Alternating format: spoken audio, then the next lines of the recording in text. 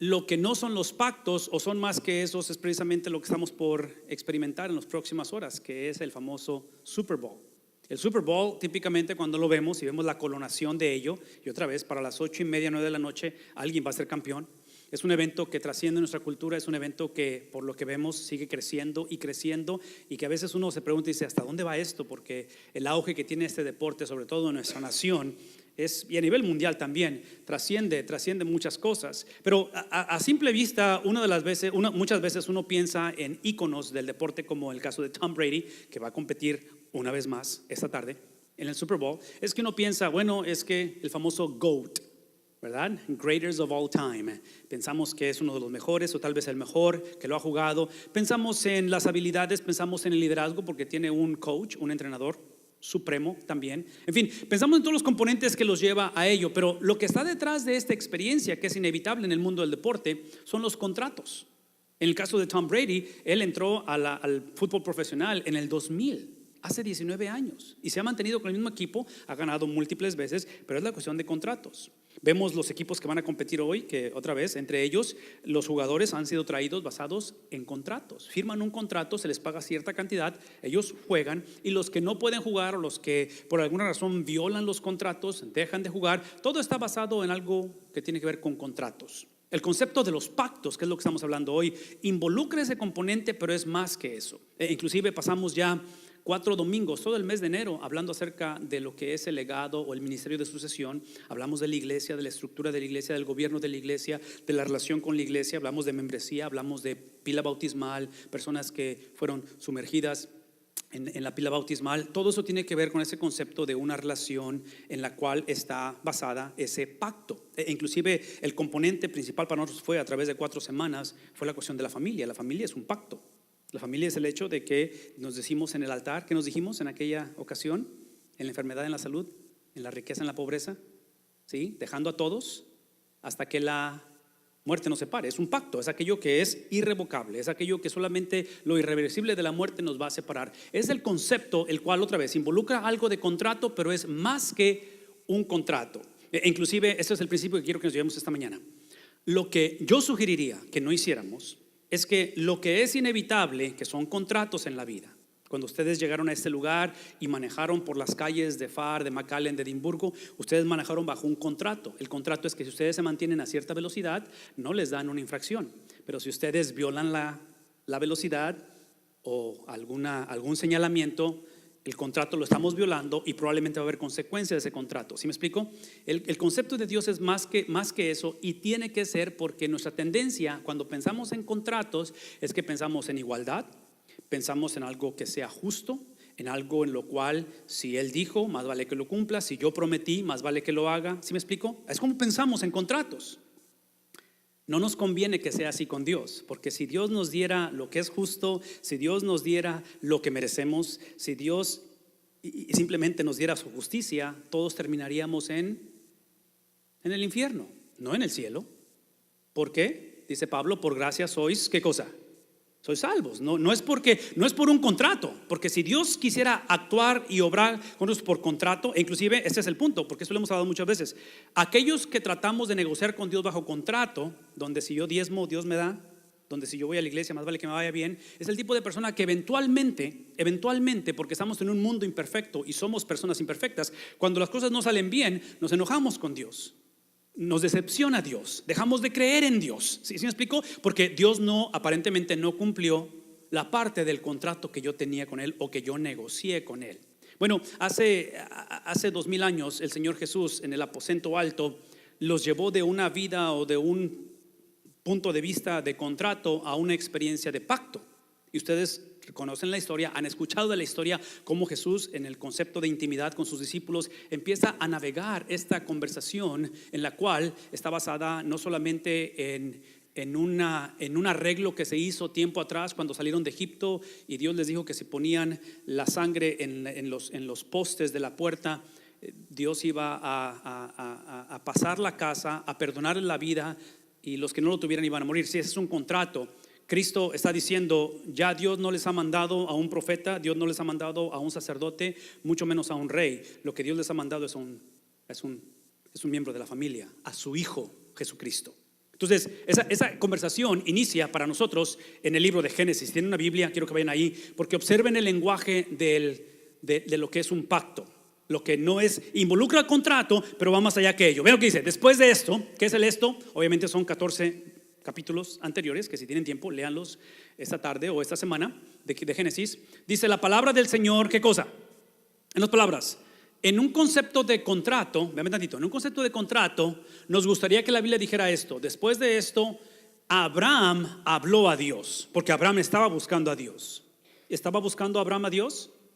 No, porque nadie puede buscar a Dios por sí mismo, a menos que Dios primero nos busque a nosotros. ¿Me explico? Entonces, entendamos esto. Dios arbitrariamente, esta es la doctrina de la elección o predestinación, Él selecciona a Abraham, no porque era el mejor de los seguidores de Dios, inclusive es un sacerdote pagano. Abraham no merece ser escogido por Dios, mas sin embargo Dios viene a él y le habla a través de ¿qué cosa? Le habla a través de algo que es común en este tiempo. Es como Dios hablaba en este tiempo. Es como si dijeran hoy en día, recibí un texto o me habló a través de Facebook, que espero que no estén en Facebook ahorita, pero si me explico, en idioma, en un contexto común entre la gente, habla y le dice no, ¿qué cosa? En otras palabras, escuchen esto.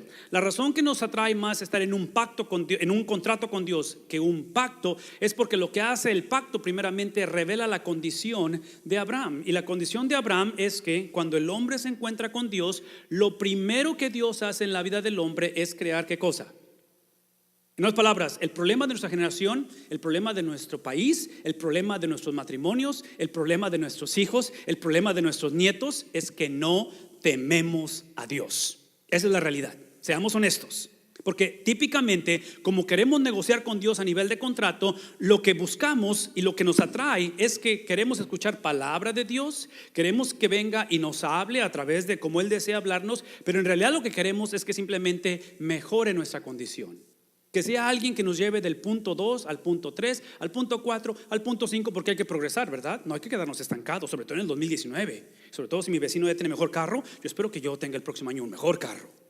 Ahora que nos casamos, espero que Dios nos dé hijos. Siempre pensamos en mejoría, lo cual no estamos en contra de ello, pero observen que Dios, lo primero que hace, literalmente, es crear en nosotros un sentido de entender que Él es justo, que Él es santo, que Él es el Dios que trasciende las cosas. Por lo tanto, lo primero que Abraham tiene que hacer, cuando dice la Biblia no temas, no está diciendo el escritor de Génesis ojalá no te espantes, ojalá no caigas en esa cuestión de pánico. Lo que está diciendo deja de tener, y la palabra aquí es terror, ese sentido de asombro, ese sentido de que te sobretoma la presencia de Dios. Una vez más, voy a decir una vez más, el problema de nuestra generación es que hemos esterilizado a Dios. Está Mr. Rogers, Santa Claus y los que venimos de México, el tío Gamboín y Dios. Así lo tenemos. En esa categoría de bondad, de alguien que simplemente si tan solo te portas bien, paga tus taxas, ya viene abril 15, no le pegues a la mujer, no digas malas palabras y llega a tiempo a la iglesia, todo va a salir bien. Ese no es Dios. Ese no es Dios. ¿Sí me explico? El Dios de la Biblia es aquel que literalmente el que se encuentra con Él, lo primero que reconoce es que Él es el Dios todopoderoso, que su presencia trasciende todas las cosas. Por lo tanto, vean lo que dice, yo soy, ¿qué soy? Dice el Señor. En otras palabras, aquí está el dualismo de la Biblia, la cuestión de, en inglés decimos el both and, no es el either or, no es una u otra, pero es los dos. Por una parte su justicia, su presencia, su ira, su majestad, su autoridad, el Dios que trasciende las cosas, pero la otra es que es el Dios que no necesariamente me va a esterilizar o me va a poner una burbuja donde promete darme el evangelio y la prosperidad, que si diezmo Dios te bendice, que si dejas de decir malas palabras Dios te prospera. Es el Dios que simplemente dice esto: cuando llegue el problema, cuando llegue, en este caso el contexto de Abraham es esterilidad, ¿verdad? Él es anciano, su esposa es anciana, no tienen hijos. Él no promete un hijo. ¿Qué promete? Promete simplemente que en medio de la tormenta, Salmo 23, ¿sí? Aunque ande, ¿qué cosa? En valle de sombra y de muerte, que es el punto de que muchas veces es el mismo pastor el que me lleva por valle de sombra y de muerte. Y típicamente cuando queremos negociar con Dios en contrato, leemos el Salmo 23 asumiendo que si Él es mi pastor, nunca pasaré por el valle de sombra, por el valle de muerte. ¿No es lo que hacemos típicamente? Eso no es lo que enseña la Biblia. Lo que enseña la Biblia es que muchas veces Dios nos va a refinar, Dios nos va a moldear a través del valle de sombra y de muerte. No que Él se goce en vernos sufrir o pasar diferencias, pero una vez más, si el punto de la historia de que Dios haya hablado a Abraham, de que se le haya aparecido, de que literalmente haya habido una transformación en él, es que nos semejemos a Cristo, la semejanza a Cristo inevitablemente sucede a través de el sufrimiento. Entonces, la pregunta no es ¿por qué sufro? La pregunta es ¿cómo es que mi sufrimiento me está haciendo crecer en semejanza a quién? A Cristo. En lugar de simplemente crecer otra vez en frustración, crecer simplemente en creer que el mundo está en contra de mí, que nadie me entiende y que al final del asunto yo soy la víctima. Observen que Él dice: yo soy tu escudo y muy grande será, ¿qué cosa? En otras palabras, si ustedes leen la versión en inglés, lo que está diciendo es esto: yo soy tu escudo y yo soy tú. En otras palabras, la meta o en este caso la bendición es simplemente de que al final de la historia, al final de lo que suceda, al final de cómo voy a consumirte, porque voy a consumir tu vida, voy a poseer tu vida, voy a tomar control de tu vida, al final de cómo vas a pasar por valle de sombra y de muerte, lo que tienes al final, ¿qué es? Soy yo. Esa es la recompensa. La recompensa del Señor es Dios. Por lo tanto, sus hojitas rápidamente, si tienen ahí esa, es que lo primero que reconocemos en esta experiencia de contrato a pacto es que reconocemos nuestra condición. No podemos iniciar con otra cosa más que simplemente reconocer que debo de temer a Dios, que debo de entender que la promesa es que va a ser mi escudo, no que va a ser la ausencia de problemas Dios. Y lo último es de que al final de la jornada, el premio, la meta, dice Pablo, prosigo a la meta, al supremo llamamiento. ¿En quién? Es en la persona de Jesús. Esto nos lleva ahora donde reconocemos que la condición de Abraham es que Dios literalmente es la palabra. Si la quieren poner por un ladito ahí, la palabra es lethal. ¿Saben lo que es la palabra lethal? Que es una amenaza. Dios para el hombre es una amenaza. Antes de que sea otra vez el Santa Claus, el Mr. Rogers. Sí, Dios es, como hemos dicho, la electricidad. Sin el neutro, lo que debe ser beneficioso me va a electrocutar. ¿Necesitamos la electricidad?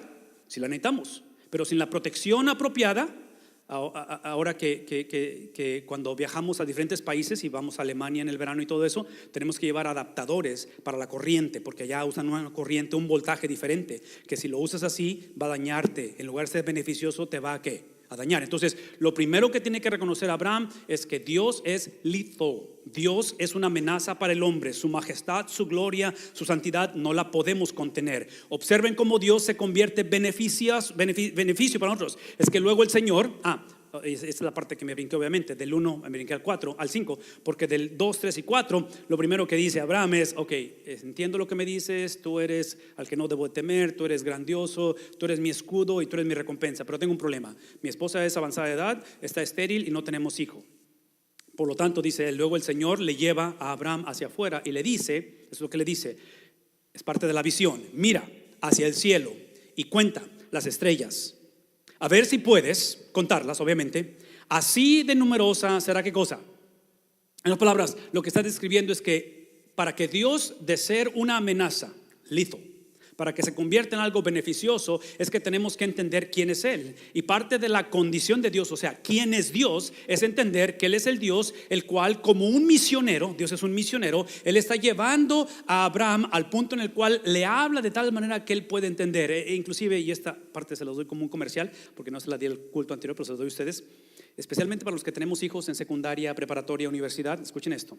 Y para los que están en la escuela, a lo mejor ustedes algunos están en la escuela, pero esa conversación de que otra vez del creacionismo, de que son, si los días del Génesis son 7 días, son 24 horas de días, o si son eras, en fin, qué edad tiene la tierra y todo eso. Escuchen lo que voy a decir.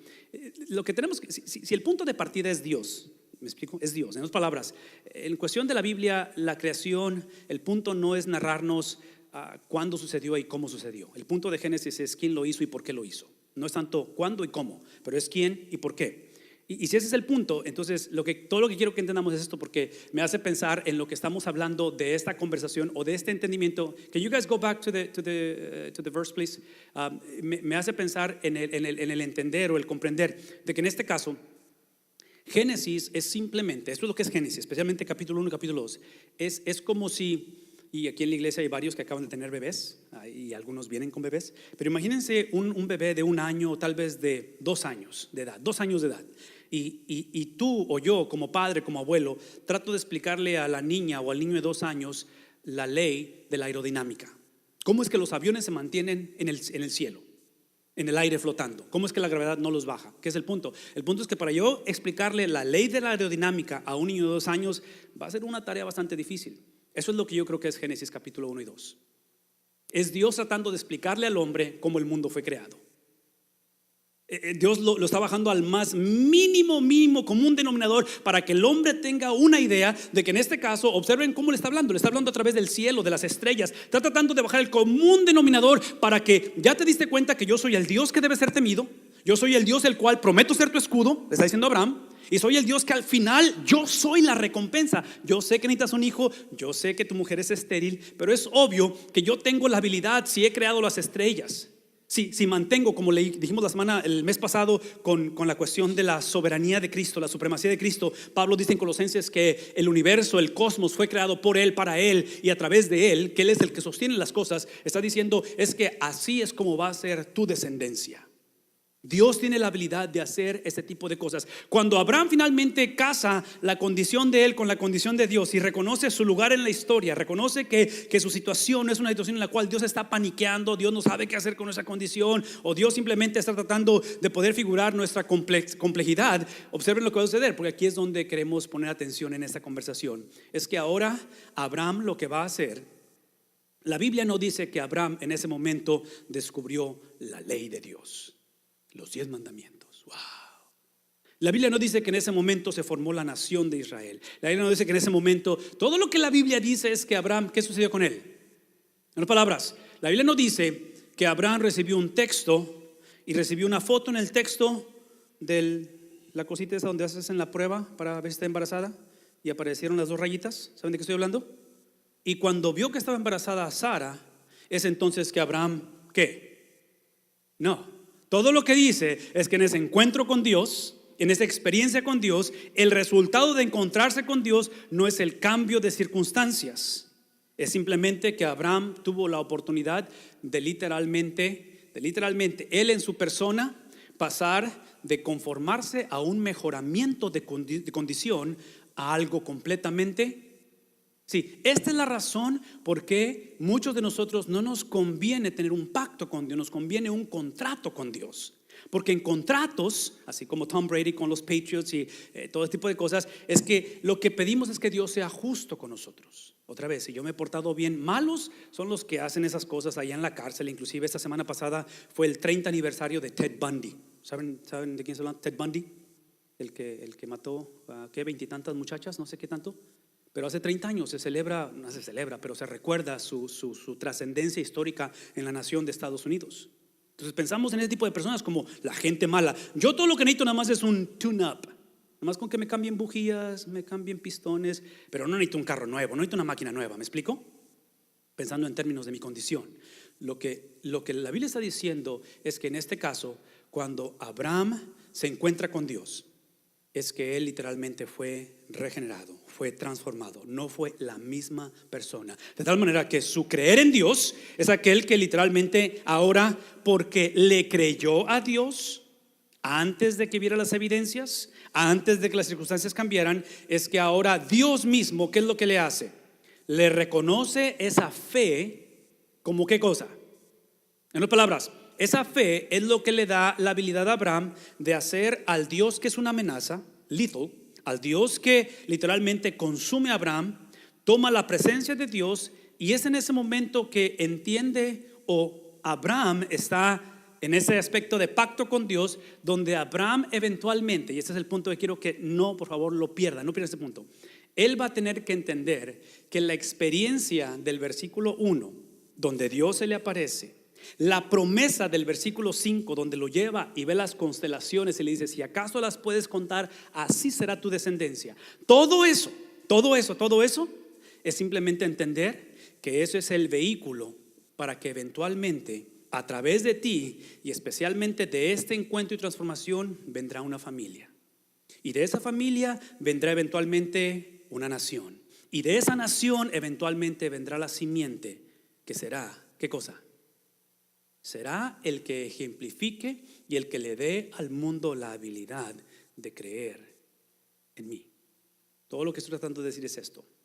Si esta mañana tú quieres continuar una vida de contrato con Dios, vas a cometer el error de que si eres cristiano y has sido hecho una persona nueva, es porque Dios te quiere a ti en el cielo.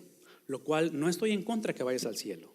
Pero aquellos que vivimos una vida de pacto con Dios, entendemos que mi salvación y mi nueva identidad en Cristo es el vehículo para que otros sean salvos.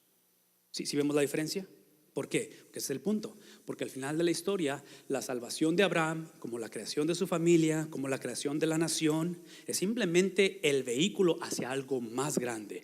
Tu salvación, la meta no es simplemente que evadas el infierno.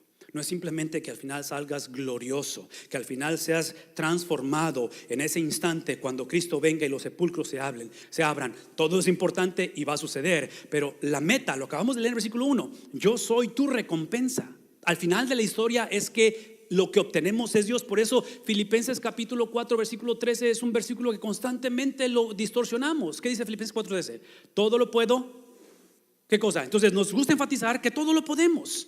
No, la promesa no es que todo lo podemos, la promesa es que Él nos fortalece, porque dice Filipenses, todo lo puedo en Cristo ¿qué es la promesa? La promesa es la consolación, la promesa es que será nuestro escudo, la promesa es que cuando todo se desborone y literalmente la esterilidad, sea en este caso física, la esterilidad de relaciones donde no se reúne el matrimonio, la esterilidad tal vez psicológica donde la persona sigue, su mente va en decadencia, físicamente tal vez vamos en decadencia, independientemente que pasa, la promesa de Filipenses 4:13 es que Él me va a fortalecer. Eso es lo único. Entonces esta mañana mi pregunta no es si Dios te ha sanado, mi pregunta no es si Dios te ha restaurado, mi pregunta no es si Dios ha hecho el milagro. Esta es mi pregunta: ¿cuánto te ha fortalecido el Señor?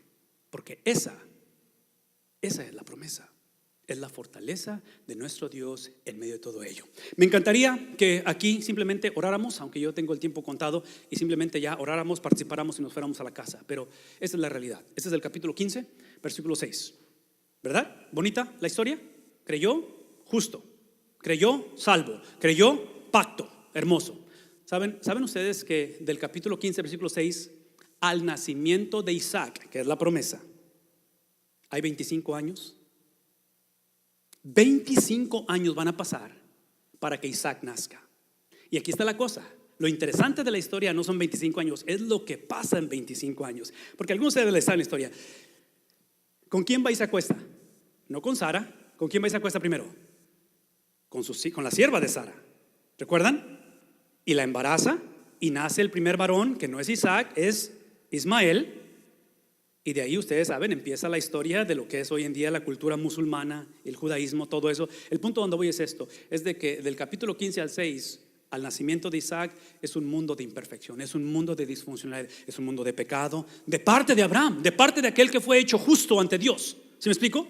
Entonces, una vez más, observen que el punto de la historia es simplemente recordar que en todo esto es que el ser hecho nuevo en el Señor está basado no en que Abraham fue mejor, fue el ejemplo, y aunque es un hombre ejemplo a seguir, no es que porque él fue el elegido, aunque fue el elegido, es el punto de que esta es la historia de Dios, no es la historia de Abraham. Es la historia de Jesús, es la historia de la encarnación de Dios a través de Cristo Jesús. Pasan miles de años después y ahora tenemos a un hombre llamado Pablo, el cual está en esa transición con aquellos que han creído, con aquellos que han sido hechos justos, que es la iglesia de Dios. En el Antiguo Testamento es Israel, el Nuevo Testamento es la iglesia de Dios. Y Abraham está Abraham en el Antiguo Testamento, ahora Pablo está transicionando con la iglesia y se encuentra con una iglesia que se ha conformado en mejorar en lugar de ser hechos nuevos. Está hablando en una iglesia que ha retrocedido de tener la justicia de Dios a una justicia propia, donde en lugar de exaltar al Cristo resucitado, están exaltando sus propias vidas. Y es ahí donde el apóstol Pablo tiene que escribirles en Corintios capítulo 11, les dice al darle las siguientes instrucciones, que realmente la palabra no es instrucción, es amonestación, ¿sí? Dice, no puedo elogiarlos. En otras palabras, esta palabra de elogio es lo opuesto. ¿Qué es lo opuesto de elogiar a alguien? Reprender, castigar. Sí, esto es una palabra de autoridad apostólica en el caso de Pablo a la iglesia, ya que sus reuniones, sus cultos, ¿qué es lo que pasa con los cultos? Traen más cosas, ¿qué cosa? En otras palabras, han cometido el error ustedes como iglesia de que por importante que son los cultos y las prácticas de la cena del Señor, ustedes se enamoraron de la práctica, no del que la práctica te lleva. Traducción en la cuestión del matrimonio: ustedes todos los días luchan por su matrimonio en lugar de luchar por la persona con la que se casaron. ¿Sí ven la diferencia? Se los he dicho muchas veces: no luchen por su matrimonio, luchen por la persona que escogieron como esposo. Pablo está diciendo, es aquí que en primer lugar, porque les voy a dar una lista, oigo decir que cuando se reúnen como iglesia, hay ¿qué cosa? ¿Qué es lo que hay? La razón que tienen divisiones en esta iglesia no es tanto porque no se quieren, aunque no se quieren, no es tanto porque tienen diferencias, aunque hay muchas diferencias, es porque la iglesia comete el error de pensar que el antídoto a las divisiones no es tanto la unidad, pero la uniformidad. ¿Qué implica ello? Que ahora entramos en la cuestión de que yo solamente atraigo o me relaciono con gente que piensa como yo, tiene el color que yo tengo de piel, habla como yo, piensa como yo, siente como yo. E inclusive si mi esposa empieza a ser diferente a mí, me busco a alguien que sea realmente como yo, que me entienda. Porque ella sí me entiende. Mi esposa no me entiende, pero ella sí me entiende. ¿Sí me explico? Sí, eso es lo que está diciendo la Biblia. Le está diciendo que las divisiones que tienen entre ustedes, y hasta cierto punto, dice Pablo, trágicamente, que las creo. Sin duda, tiene que haber grupos sectarios entre ustedes para que se demuestre quién cuenta con la aprobación de Dios y quién es rechazado por Dios, quién quiere un contrato con Dios, quién realmente desea un pacto con Dios. Por lo tanto, dice Pablo, de hecho, aquí está lo que está implicando, se reúnen. Ya no es para comer la cena del Señor cuando se reúnen, sino se reúnen simplemente, observen esto, porque cada uno se adelanta a comer su propia cena, de manera que unos se quedan con hambre mientras otros, ¿qué hacen?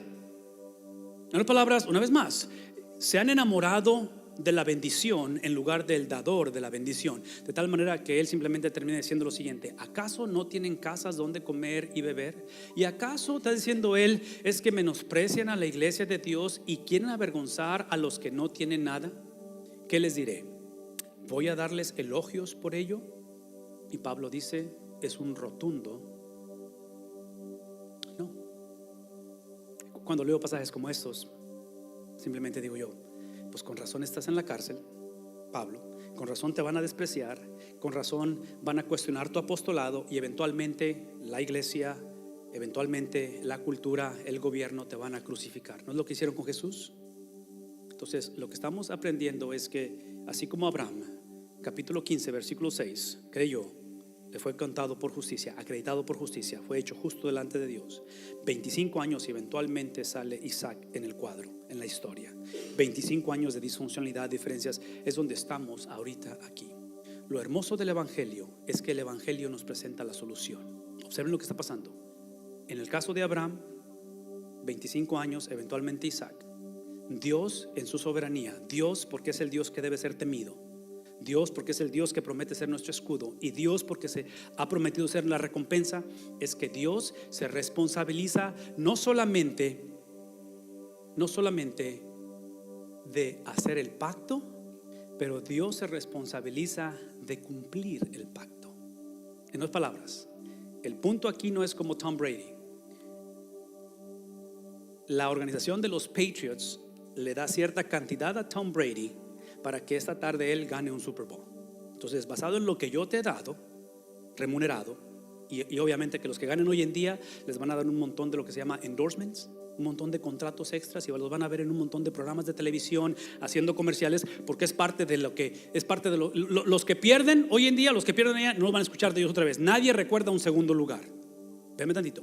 El evangelio es exactamente lo opuesto. El evangelio no está basado en que Dios te escoja, en que Dios literalmente sea tu escudo y eventualmente sea tu recompensa para que tú finalmente, ahora sí, te portes bien, hagas lo que tienes que hacer, no vuelvas a caer, no haya ningún relapse, y ahora sí, no, observen, el capítulo 15 de Génesis termina diciendo que cuando el sol se puso y cayó la noche, es el momento en el cual hay tinieblas, el momento en el cual Abraham va a tener que ser retado a ser circuncidado, porque la circuncisión de Abraham es el simbolismo. Dios le está recordando, basado en los previos versículos, de que si tú, Abraham, no cumples lo que estamos ahorita entablando, así como la piel es cortada de tu cuerpo y separada, así será separado de mí.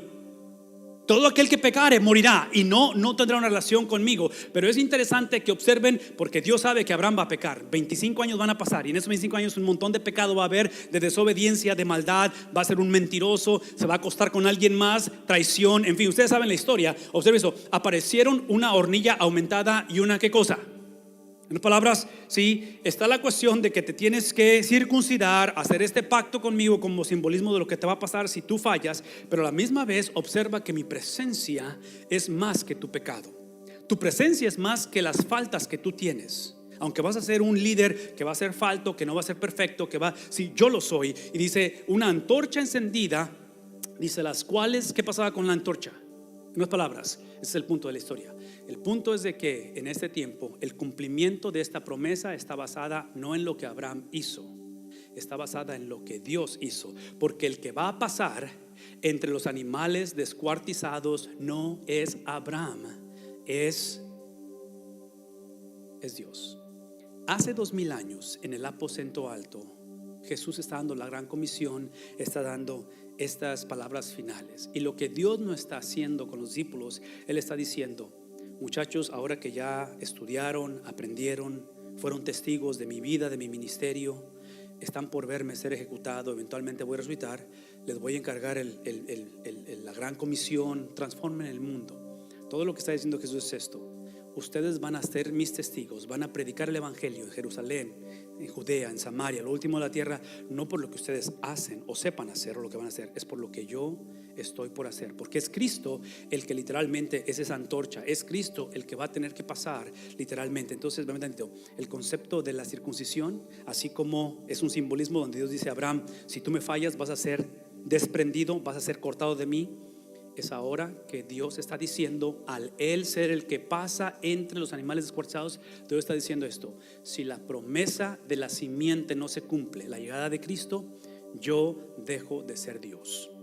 Yo dejo de ser el eterno y me hago temporal. Yo dejo de ser una deidad y me convierto en un ser limitado. Eso es lo que está diciendo. Él está jurando por su propio nombre.